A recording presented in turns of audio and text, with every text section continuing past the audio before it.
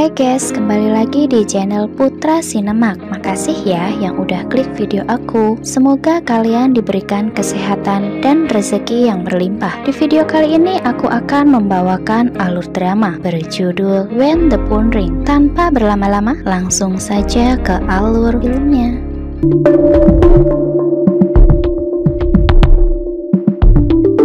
Cerita dimulai dengan diperlihatkannya seorang pria bernama Baek Seon yang merupakan politikus muda dan sedang naik daun. Sebelumnya ia merupakan seorang pembawa berita, koresponden perang, dan negosiator sandera yang kemudian menapak karir sebagai juru bicara kepresidenan termuda. Wajahnya yang tampan dan bersifat dingin membuat Baek Seon banyak digemari kaum wanita.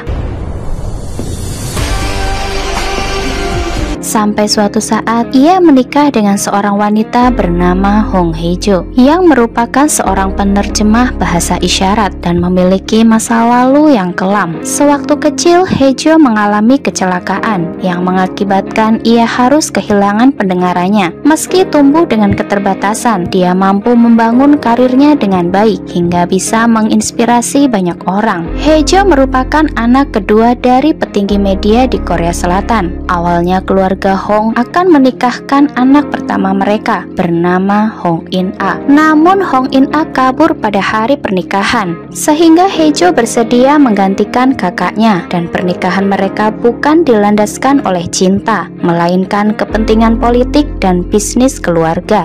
Oleh karena itu, pasangan suami istri ini memiliki hubungan yang tidak terlalu akrab. Suasana dingin tanpa cinta dalam pernikahannya itu bahkan bertahan sampai 3 tahun lamanya. Di luar keluarga Hae-jo dan Seon, tidak ada yang mengetahui bahwa mereka sudah menikah secara resmi karena dilakukan secara tertutup. Selama 3 tahun menikah, Hae-jo sama sekali tidak pernah muncul di publik untuk mendampingi Pak Seon sebagai istri. Pada saat itu, Baek Seon yang sedang menangani permasalahan penyanderaan warga Korea Selatan. Dalam siaran, Baek Seon mengumumkan tentang penculikan oleh kelompok teroris dan menuntut penarikan pasukan Korea Selatan dan meminta uang tebusan. Setelah siaran berlangsung, Hae-jo merasa frustasi dan memberikan isyarat jari tengah untuk Seon. Pada pertemuan keluarga, ibu mertuanya meminta Hae-jo untuk berhenti bekerja dan fokus mendukung kampanye presiden suaminya. Di samping itu, Hae-jo juga mendapat teguran dari ibunya. Di perjalanan pulang, saat sedang mengemudi mobil, Hae-jo mengalami masalah dan Hae-jo menyadari bahwa mobilnya telah dikendalikan dari jarak jauh. Di tengah ketegangan itu, Seon yang sedang sibuk bekerja tidak menyadari bahwa Hae-jo sedang dalam bahaya. Sementara itu, Seon menerima telepon misterius dan mengancam akan membunuh Hae-jo jika Seon tidak memenuhi tuntutannya. Namun Seon menganggap jika ancaman itu hanya gertakan dan lelucon. Ia pun mengutarakan hal yang tidak pernah terbayangkan oleh Hae-jo. Singkat cerita, Hae-jo sampai di rumah dengan selamat. Seon mengira jika penelpon misterius itu hanyalah gertakan semata. Suatu malam, Baek Seon mengajak Hae-jo ke pesta kedutaan dan tampil di hadapan publik untuk pertama kalinya. Di pesta itu, Hae-jo yang biasanya pendiam tiba-tiba melampiaskan semua amarah yang dipendamnya selama bertahun-tahun karena suatu alasan. Dan setelah peristiwa itu, tiba-tiba saja Hae-jo menghilang. Rupanya kemarahan Hae-jo membuatnya nekat mengerjai suaminya. Tidak lama kemudian, Seon menerima telepon misterius. Hae-jo ternyata menjadi orang yang menelpon dan mengancam Baek Seon setelah ia mendapatkan ponsel milik penculiknya.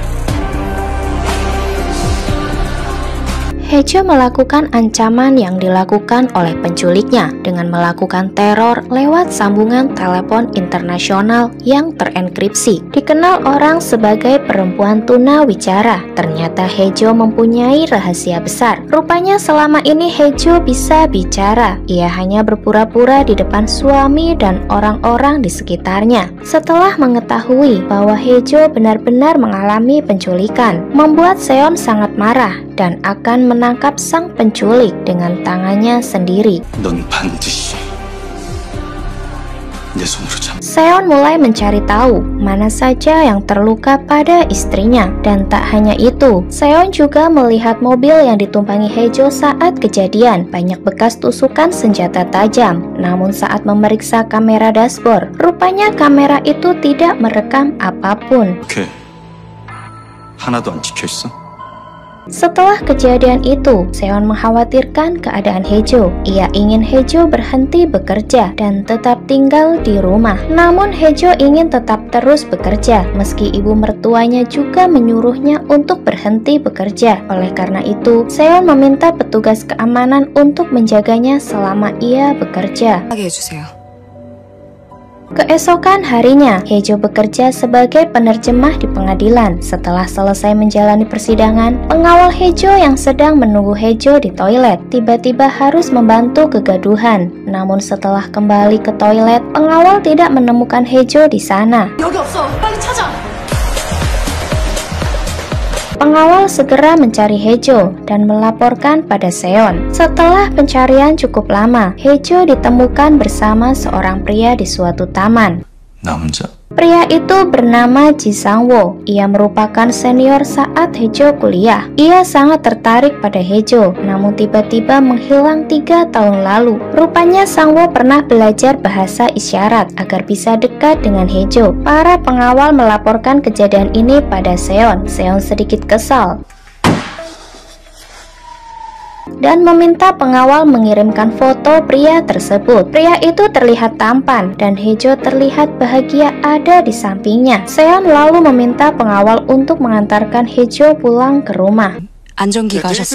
Scene berpindah. Siang harinya Hejo menemui ayahnya ke rumah sakit panti jompo. Ayahnya bernama Na Jin-chul. Ia sedikit mengalami gangguan mental dan terus menyebut nama ibunya.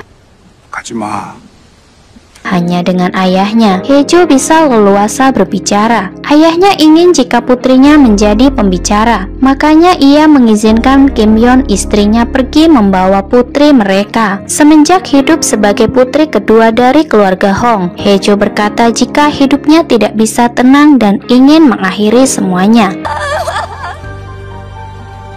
Malam harinya, Hejo menghubungi Seon dengan ponsel penculik. Ia menanyakan kapan Seon akan menceraikan Hejo. Namun Seon mengabaikan penelpon itu. Hejo merasa bingung. Akhirnya Hejo memiliki ide untuk mengelabui suaminya.